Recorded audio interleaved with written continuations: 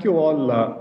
At the outset, I would like to thank Professor Pillai, Professor Girish, and Dr. Sri Krishnan for this wonderful honor. I'll be talking to you over the next 15 minutes on decontamination and poisoning. Death from poisoning, everybody knows, is a growing problem worldwide. But having a systematic and a consistent approach in evaluation and management will definitely save a lot of lives. Knowing the appropriate decontamination techniques to use and using them in a timely manner, along with the proper use of antidotes, will definitely result in a positive outcome. Before going on to decontamination per se, I think it's extremely important for us to do a proper patient assessment and resuscitate patients. Decontamination can actually wait in most of the common poisonings, unless you're looking at radiation hazards and things like that. So doing a proper patient assessment with simultaneous resuscitation to stabilize the patient, and then go on to a secondary survey where we look at poison assessment and resuscitation. The primary goal is management of the ABCs, which I have again reiterated that is extremely important. Always look for a compromised airway. Put in a pulse oximeter and see whether the patient is hypoxic or not. Look at the hemodynamics. Some of the poisons can cause decreased hemodynamics, low blood pressure, bradycardia. Some of them are cardiotoxic. If your patient is in altered mental status, both because of the poisoning or because of hypoglycemia or hypoxia, and there could be hypo or hyperthermic also. In most of the cases, supportive care along with decontamination procedures is often the only required intervention in majority of the poison patients. You don't really have to do anything else. Good supportive care and decontamination is more than enough for a majority of patients. When you look at monitoring, it's very important for the patient to be on a continuous ECG monitoring for drug-related cardiotoxicity, especially with a lot of antidepressant poisoning that is coming on. If you find that the patient is hypoxic, always give high concentrations of oxygen. And IV access is absolutely necessary in all patients with poisoning who actually come. Look for signs of altered consciousness, but don't forget to do a capillary blood glucose, a blood gas, look for acidosis, and look for an oxygen saturation, because hypoxia itself can cause an altered consciousness rather than the poisoning. It's good to search for the clothing, wallets for pills, pill bottles, medical alert bracelets, or prescriptions that the patient may be having to give you an idea about what the patient could have consumed. Always expose the patient and look for signs of trauma. You could have a patient who is in altered sensorium who could have had an accident also, so always look for signs of trauma. Any needle tracks in case of a drug abuser. After this is done, you could decontaminate and use the proper antidote if you know what kind of poison that the patient has taken. And it's imperative to have an early consultation with a toxicologist or a poison center. History is often unreliable, they say, especially when a patient has an intentional ingestion of drugs. The initial clinical history fully correlates with the confirmatory testing in only 31% of cases. That's why it's extremely important for you to get a proper history, and always don't believe whatever the patient says. Always ask the attenders also about other possibilities in patients because of multiple drug overdoses also. Going on to decontamination, there are surface decontamination that you can actually do. And this, again, I tell you, is done only after stabilization. It's required for toxic exposures affecting large dermal areas. Now, you can have decontamination for pesticide poisoning, especially with the pesticide that is secreted in the sweat also. So it's ideally performed outside the emergency department, minimizing cross-contamination. And when you actually do the surface decontamination, water and soap and water is more than enough. It's good to have universal precautions and don your proper personal protection equipment, gown, gloves, eye protection when you actually do it. If you're looking at radiological hazards, it's ideally outside the emergency department. You should have a separate area for the water to actually flow, and you should not be contaminating the other sewage also. It should be kept in a separate tank for a few days so that the levels of radioactive levels actually come down. The contaminated clothing, when removed, is collected back and properly disposed. So ideally, this is done outside the emergency department, and most of the departments must be having facilities to do this. Ocular decontamination, as we know that alkalis produce a greater injury than acids due to the deep tissue penetration via the liquefaction, so that prolonged irrigation sometimes is necessary in these patients. They often require pain control with topical agents. So copious irrigation with crystalloid solution until restoration of the physiological pH is the ideal way of doing an ocular decontamination. And get an early ophthal consult in these patients. Going on to GI decontamination. Nowadays, it's not a routine part of poison patient management. Gastric lavage using the huge rubber tubes is largely being abandoned. And more patients are actually getting activated charcoal rather than a gastric lavage. Studies as early as 1991 had shown that an endoscopy performed immediately following gastric emptying revealed that 15 of 17 patients treated with gastric lavage had residual intragastric content. So there was a lot of questions that were raised whether a gastric lavage is actually needed or not. Consider GI decontamination if the exposure is expected to cause significant toxicity, or your GI decontamination is expected to positively affect the clinical outcome. You always have to weigh the risk-benefit ratio when you actually do a GI decontamination. Please be absolutely sure that your airway is patent or protected. If you have a patient in altered sensorium, he is responding only to painful stimuli, he's got an overdose of drugs, and you want to do a gastric lavage or put in a rice tube and do a wash, I think it's better that you intubate these patients before you actually do a gastric lavage. Let's look at some of the evidences also. There is minimal evidence that demonstrates that gastric lavage changes the outcome. However, you can consider when a patient is, poison is ingested within an hour of presentation, or the benefits outweigh the risks. Always remember the immediate risks are vomiting and aspiration. So like I told you in my earlier slide, always ensure that the airway is patent. And if not, if the patient is in altered sensorium and you feel that his gag reflex may be inadequate, it's better to intubate these patients. We've stopped using the gastric lavage tube these days. We only use a Ryle's tube. Obviously, when you use it, you position the patient on the left side with the head down 20 degrees, and you pass a lubricated tube down the esophagus at distance equal to that between the chin and the xiphoid process. Always confirm tube position by insufflation of air. And you can gently lavage with 200 ml or 10 ml per kg in children of warm tap water, then remove via gravity or suction. You need to continue the process until the returned fluid is clear. Let's look at some of the studies comparing gastric lavage with activated charcoal. Gastric lavage administered with activated charcoal versus activated charcoal alone showed no statistically significant differences in reduction of systemic absorption of acetaminophen between the two groups. In another randomized control study, you had symptomatic patients treated with gastric lavage had a 4-fold increase in intubation rates and a 2-fold increase in the rate of ICU admission compared to those receiving activated charcoal. Probably these were patients who were quite sick, who were in altered sensorium and probably vomited, aspirated possibly. And patients treated with gastric lavage had higher rates of aspiration and intubation compared to controls receiving activated charcoal. Going on to activated charcoal per se, a single dose activated charcoal is benefited when administered within 1 hour of poison ingestion, when the toxin remains in the stomach. However, intubation should not be performed for the sole purpose of giving activated charcoal, but it should be made independently based on clinical condition. So don't unnecessarily intubate patients if you want to do a lavage or give activated charcoal.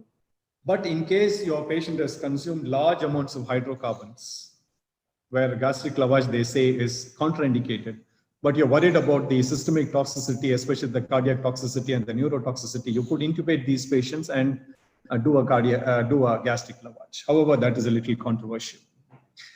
The dosage given usually in adults is 50 grams orally and children 1 gram per kg orally. Let's look at some more studies where use of activated charcoal in tricyclic antidepressant randomly assigned patients to gastric lavage with or without activated charcoal and found no difference in the serum drug concentrations between the groups. Another trial was done of 327 patients who were randomly assigned to receive activated charcoal or no decontamination and found no difference in length of stay, vomiting, aspiration, intubation, or mortality between the groups. Some of them wanted to flavor the slurry with juice or chocolate milk or ice cream, and they thought that might improve compliance, but potentially it decreases the absorptive capacity of activated charcoal. There are some contraindications are there for activated charcoal, especially if it's a non-toxic ingestion or a patient has presented late. And there is increased risk of aspiration in hydrocarbon ingestion, obviously. And suppose there is a need for endoscopy in caustic ingestion, activated charcoal is likely to impair visibility during endoscopy. And also when the patient has ingested poisons which are poorly absorbed, especially heavy metals, iron, lithium, corrosives, hydrocarbons, and alcohols. Obviously, if your patient is in intestinal obstruction or having ileus, it's a contraindication for activated charcoal. Another way of decontamination is whole bowel irrigation, and that is done by drinking or an NG tube installation of polyethylene glycol. This is continued until the rectal effluent is clear or passage of foreign body occurs. Especially in body packers, iron ingestion more than 60 milligram per kg with opacities on abdominal radiograph, life-threatening ingestion of diltiazem or verapamil, slow-release potassium ingestion or symptomatic arsenic ingestion. These are some of the indications for a whole bowel irrigation. The dose usually given is 2 liters per hour in adults, 25 ml per kg per hour, a maximum of 2 liters per hour in children. Of course, do not use the whole bowel irrigation if the bowel sounds are absent. Again, patients with vomiting or an unprotected airway, please do not give it because of risk of vomiting and aspiration. And GI complaints including nausea, vomiting, cramping, and bloating are relatively common when you use polyethylene glycol. But when you, it's better not to give it along with the activated charcoal because it's effective in some cases, but may interfere with activated charcoal when administered concurrently. Early decontamination, there were studies which showed that early decontamination with sodium polystyrene and whole bowel irrigation was associated with lower poison severity scores. So it does have a role to play in decontamination. If you want to do an enhanced elimination, you could use multi-dose activated charcoal, where repeated administration of activated charcoal. And there are 3 theories postulated for these benefits, like interruption of the enterohepatic circulation that happens, it seems, and a gut dialysis where there is a facilitation of transluminal diffusion from the body into the bowel lumen. And it also reduced absorption of extended or delayed release formulations. So multi-dose activated charcoal does have a role in decontamination. The initial dose is 50 grams, 1 gram per kg in children, and repeat doses of 25 grams every 2 hours. Indications, carbamazepine and phenobarbital coma, it's supposed to reduce the duration of coma. Used in dapsone toxicity where there's a significant methemoglobinemia because of dapsone ingestion. Digoxin and quinine overdose and theophylline overdose if hemodialysis, hemoperfusion is unavailable. The usual reasons for contraindications are presence of constipation or intestinal obstruction or concern for decreased peristalsis. Studies were done comparing yellow oleander poison patients treated with either a multi-dose activated charcoal or single-dose activated charcoal and found lower rates of mortality and ICU admission among the multi-dose activated charcoal. So some studies show that it does have a role. Comparing phenytoin overdose patients treated with multi-dose activated charcoal or no intervention found statistically significant decrease in time to reach a subtoxic concentration among those treated with multi-dose activated charcoal. So it does have a role for the proper patients. Another way of contamination is urine alkalization, where urine excretion of some other drugs can be enhanced by altering the urine pH to 7.5 to 8. Drugs that are likely to respond are predominantly eliminated unchanged by the kidney, which are minimally protein bound and weak acids. Indications are basically severe salicylate toxicity not requiring hemodialysis. Phenobarbital, where multi-dose activated charcoal is obviously the first choice, but this also can be tried. Contraindications are obviously patients with pre-existing fluid overload, renal impairment, and uncorrected hypokalemia, because if you're using bicarbonate, it's a hypertonic solution which can actually increase the intravascular volume and cause fluid overload, and patients who are not cardiac stable could go in for failure. Some of the complications are hypokalemia because of use of bicarb, volume overload, alkalemia, and hypocalcemia. A couple of studies to talk about urine alkalization, and they found that it is the most effective single method to enhance salicylate excretion, producing a mean elimination half-life of 5 hours versus half-life of 8 and 19 hours in patients treated with isotonic saline, diuresis, or standard supportive care. There were 16 phenobarbital poison patients where concomitant use of both urinary alkalization and multi-dose activated charcoal doubled the rate of elimination and shortened the period of unconsciousness by up to 50%. So you could use both together too. So how do you actually do it? You correct any existing hypokalemia. You infuse up to 20 milliequivalents of potassium to maintain normokalemia, because the potassium levels usually go down when the patient starts getting alkalinized. 1 to 2 milliequivalents per kg IV sodium bicarbonate bolus is given, and 100 to 150 milliequivalents of sodium bicarbonate is mixed with 1 liter of dextrose water, given at 200 to 250 ml per hour. Further IV bolus of 1 milliequivalent per kg of bicarbonate may be necessary if sufficient alkalization of the urine is not achieved. You adjust the fluid rate in such a way to maintain a urine pH of more than 7.5 and serum pH of less than 7.6. Obviously, you have to monitor your serum potassium to prevent hypokalemia. A placement of a Foley's catheter is a must to monitor the urine output. There are some extracorporeal removal techniques like hemodialysis, hemoperfusion, and hemofiltration, plasma exchange, transfusion, and peritoneal dialysis also. When you look at hemodialysis, it's actually, you have to be, there is a movement of solute down a concentration gradient across the semi-permeable membrane. Obviously, the requirements are you should have a low volume of distribution. The poison should have a low protein binding and a low molecular weight, only then it actually helps. As far as the hemoperfusion is concerned, it's a movement of toxin from blood, plasma, or plasma proteins onto a bed of activated charcoal. So the requirements here are a low volume of distribution, and drugs that are bound by activated charcoal will only help when you use hemoperfusion. As far as CRRT is concerned, there is a movement of a toxin and solute across the semi-permeable membrane in response to hydrostatic gradient. This can be combined with dialysis, and it is usually used only when hemodialysis or hemoperfusion is indicated but is unavailable, or a patient is in hemodynamic instability. How do you dispose these patients? Obviously, it's based upon the observed and predicted severity of toxicity. And these are some of the criteria for an ICU admission in these patients, especially when the patient is having hypercarbia or needs to be intubated urgently and put on a ventilator, or has seizures post-ingestion, or hemodynamically unstable. Your QRS duration is more than 0.12 seconds. Hypotension. So all these are criteria for ICU admission. To summarize my talk, avoid unnecessary interventions. Always weigh the risks against the potential benefits.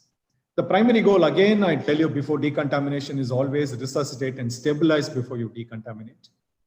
Initial stabilization extremely important, and the patent protected airway is essential prior to initiation of any GI contamination procedure. Gastric lavage is not recommended for routine decontamination, and this gastric lavage should be followed by activated charcoal administration unless the agent ingested is not absorbed by activated charcoal. This activated charcoal is beneficial if given within 1 to 2 hours of ingestion. And whole ball irrigation is reserved for patients who have ingested toxic foreign bodies or toxic materials not bound by activated charcoal. Urine alkalization, it does have its indications, especially salicylate poisoning. Hemodialysis, when there is a significant ingestion of alcohol, lithium, theophylline, or salicylates. Hemopherfusion, there's a more rapid clearance of toxins such as theophylline, carbamazepine, valproic acid, or procainamide. Peritoneal dialysis, hemofiltration, and external transfusion are rarely indicated in the management.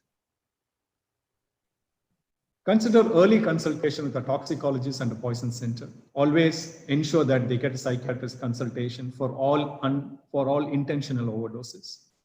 And admit into the intensive care based on the stability of the airway, respiratory, cardiovascular, and level of consciousness. Thank you very much for your patient hearing.